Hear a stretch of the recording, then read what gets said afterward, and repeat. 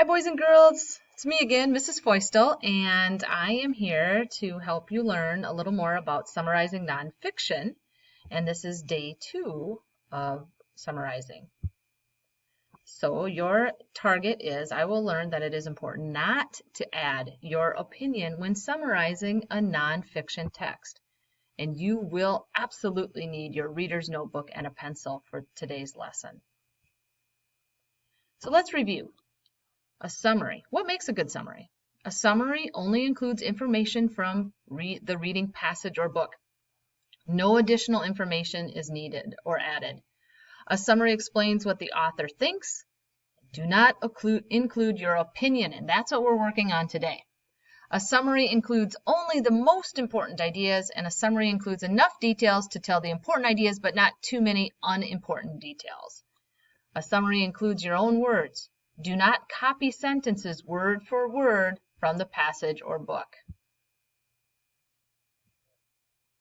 So let's take a look at this passage. I want you to read this passage, or I will read it aloud to you, and then I want you to, later on, I'll show you how I came up with a title for this passage, and we will use the information to complete the activity on the next page. Sarah Breedlove was born on December 23rd, 1867 in Louisiana. The rest of her family, including her older siblings, had all been born slaves. Sarah was the first one in her family to be born a free person. Even though she was born free, she was very poor and had a difficult childhood. Sarah's parents had both died by the time Sarah was 7. Sarah and her siblings worked on the cotton plantation where Sarah was born. But it was hard to make a living. Eventually, Sarah moved to Mississippi with her older sister, Louvina. Sarah married a man named Moses when she was only 14. They had a daughter named Layla.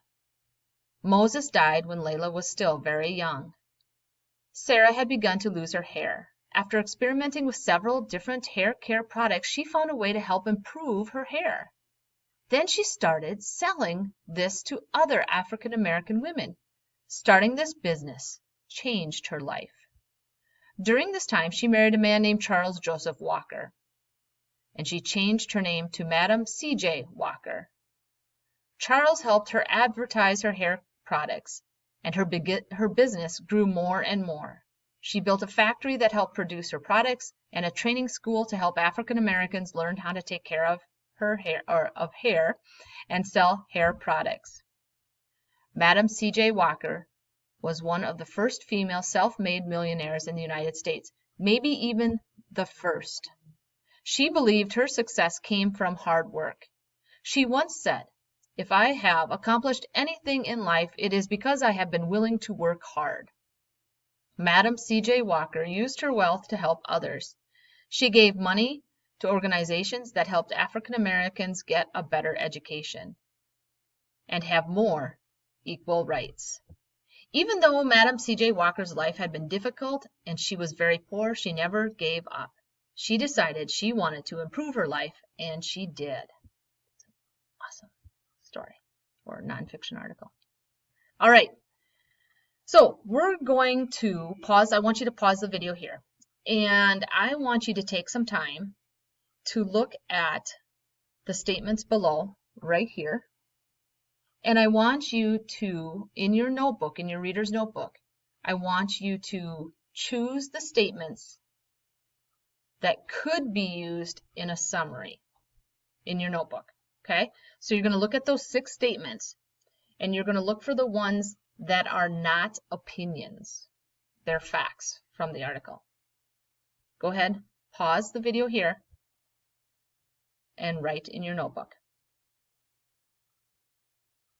All right, hopefully you've had some time to think about that and choose which statements from the passage that could be included in the summary. Let's see. All right, so here are the answers. The statements on the left side are statements that could be included in a summary about Madam C.J. Walker. These on the right side could not be included because they are opinions. Sarah's sister Louvina took good care of Sarah after their parents died.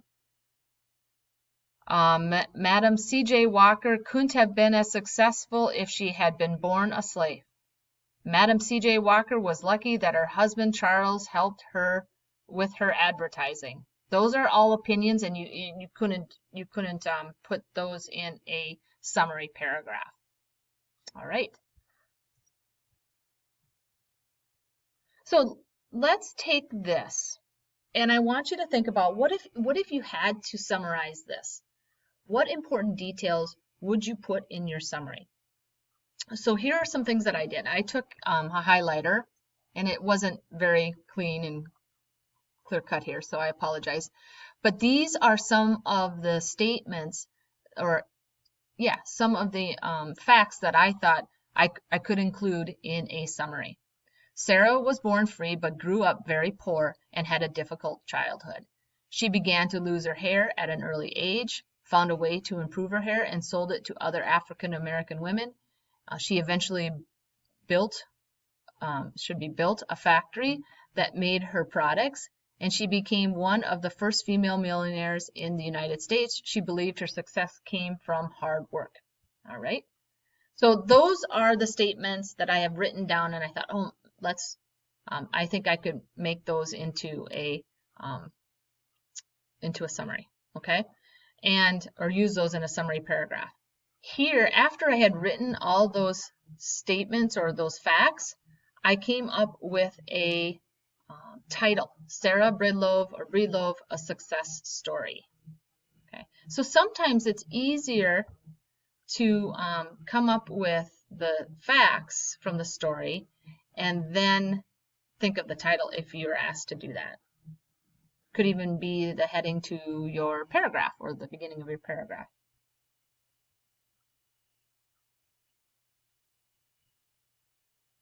So now I want you to practice writing your own summary. Take out your reader's notebook again, find a nice clean sheet. I want you to use the notes we took, or I took, and I want you to use those notes and write your own summary. You can start your summary with the following sentence: this article is mostly about how Sarah, and I hope I'm pronouncing that right, Sarah Breedlove worked hard and became successful. And then go right into, I would start writing some of those details that we found in the story. So pause the video here so you can practice. Writing a summary for the nonfiction text.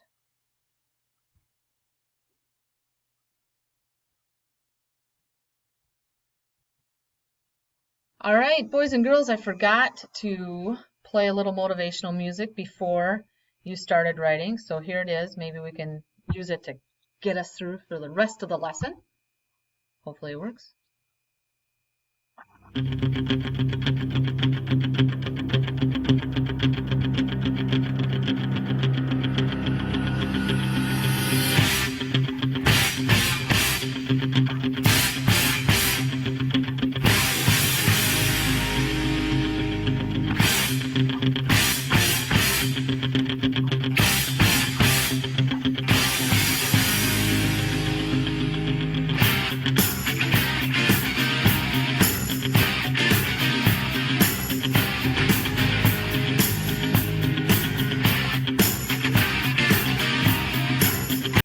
All right, I am motivated. Let's see. Okay, so hopefully you had some success and you're kind of getting the idea of how to write this into a paragraph, and you used the information the details that I found here, and you just kind of built upon that. Let's look at a sample summary. Oops, no, we're going to play that again. We don't need that much motivation. Here we go. All right, so let's take a look at two sample summaries. And I want you to tell me which one you think is the best. So is it summary number 1? Sarah Breedlove was born poor and had to work hard as a child. When she was older, Sarah began experimenting with different hair products because she started losing her hair. She used what she learned to start her own business. Eventually, Sarah, now known as Madam C.J. Walker, became one of the first female millionaires in the United States. Or is it summary number 2? Sarah Breedlove was born very poor.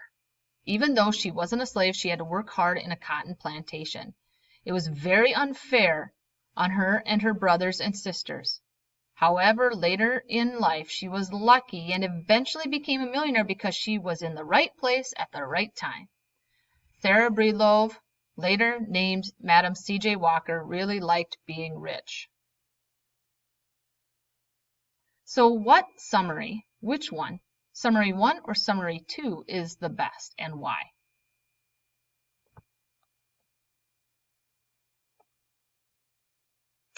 If your answer was summary 1, you are correct.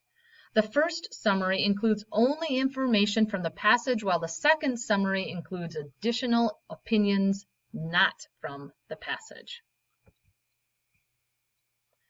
So today, class, as you read your nonfiction text today, I want you to try to identify that main idea or that big idea and some of the important details in this in the text that you're reading. Use box and bullets, and then write a brief summary in your reader's notebook. Remember that you can only use information or facts from the passage, and don't include your opinions.